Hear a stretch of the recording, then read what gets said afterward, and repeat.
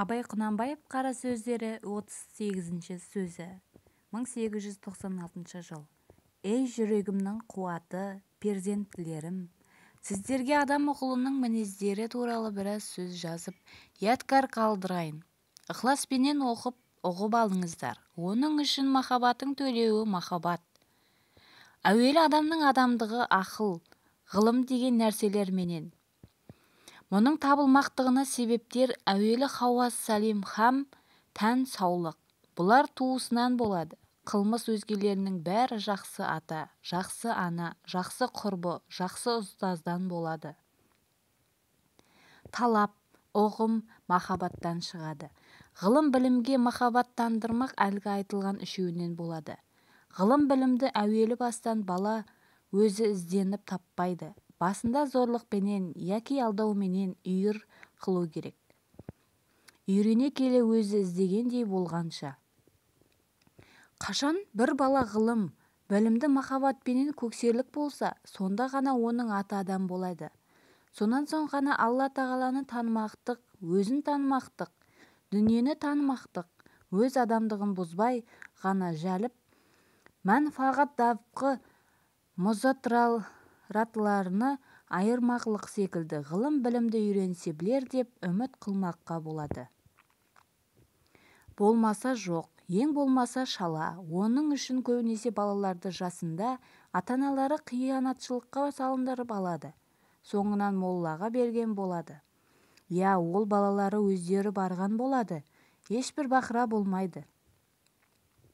Ол қиянатшыл балалары талапқа да, ғылымға да, ұстазға да, хатта иман иқтиқатқа да қиянатпен болады. Бұл қиянатшылар жарым адам, жарым молла, жарым мұсылман. Олардың адамдығынан кәмәлат таппағы қиынның қиыны. Себебі Алла тағала езі хақиқат растықтың жолы. Қиянат хақиқат пен растықтың дұшпаны. Дұшпан арқылы шақыртқанға дос келе ме? Көңілде өзге махаббат тұрғанда халықты таппайды. Адамның ғылымы бірі, білімі хақиқатқа, растыққа құмар болып, әр нәрсенің түбін, хикметін білмекке ынтықпенен табылады. Ол Алланың ғылымы емес, һәммәні білетұғын ғылымға ынтықтық. Өзі де адамға өзіндік ғылым береді. Оның үшін ол Алланың өзіне ғашықтық. Ғылым Алланың бір сипаты, ол хақиқат. Оған ғашықтық өзі де хақлық һәм адамдық дүр. Болмаса мал таппақ, мақтан таппақ, ғиззат, құрмет таппақ секілді нәрселердің махаббатымен ғылым білімнің хақиқаты табылмайды. Мал, мақтан, ғиззат, құрмет адамды өзі іздеп тапса, адамдықты бұзбайды, һәм көрік болады. Егер де адам өзі оларға табынып іздесе, тапса да, таппаса да адамдығы жоғалады.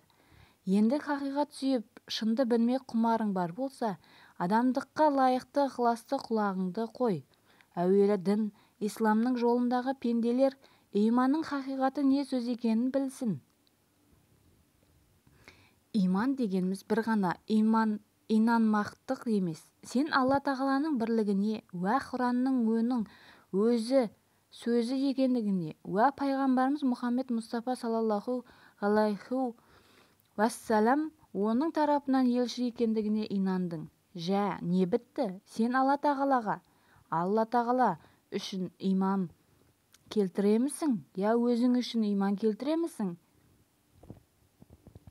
Сен иман келтірмесең де Алла тағалаға келер ешбір кемшілік жоқ еді. Өзің үшін иман келтірсең, жә, инандың.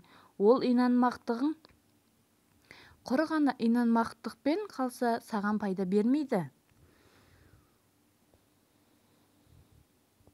Оның үшін сен өзің инанмақтығыңнан пайдала алмадың. Пайдаланамын десең пайда береді, кәміл иман болады. Пайданы қалайша алуды білмек керек. Сіз аманту биллахи хама хуа би асмайхи ва сифатихи дедіңіз. Ол есім Аллалар хамма, ол Алла тағаланың пиғыл ғазимлерінің аттары.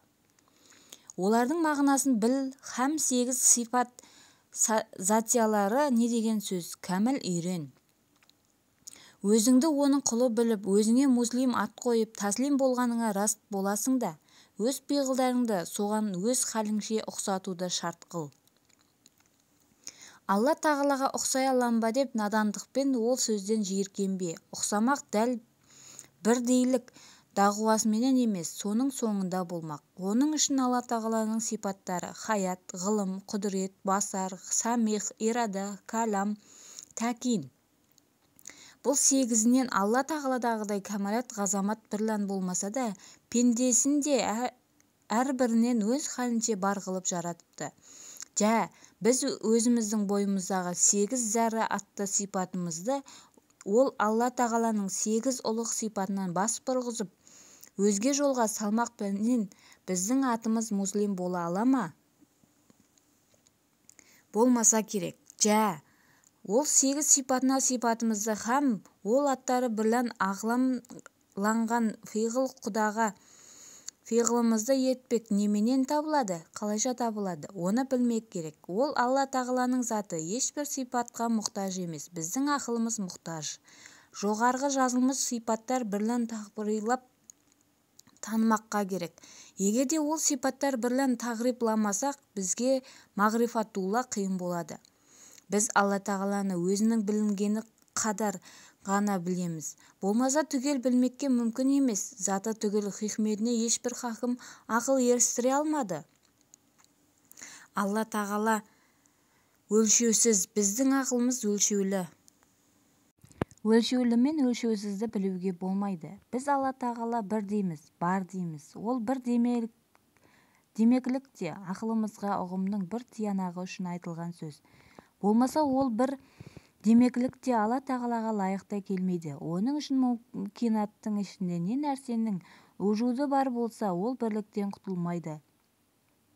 Әрбір хадиске айтылатұғын бір хадимге тағриб болмайды. Ол бір деген сөз ғаламның ішінде, ғалам алла тағаланың ішінде. Құдай табарака уа тағала кітаптарда 8 субутия сипаттары бірлән уа 99 әсмай құсналар бірлән білдірген. Бұлардың һәммәсі алла тағаланың затия субутия уа фиғлах сипаттарыдыр. Мен мұнда сіздерге 4-еуін білдіремін. Оның 2-еуі ғылым, құдірет. 8 сипаттан қалған 6-ы бұларға шарх. Ол 6-ының бірі хаят, яғни тірлік.